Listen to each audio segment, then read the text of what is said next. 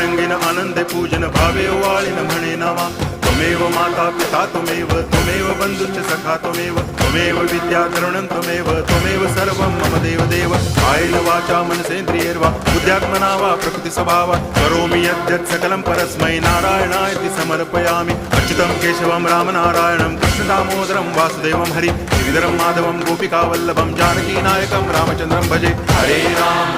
Ram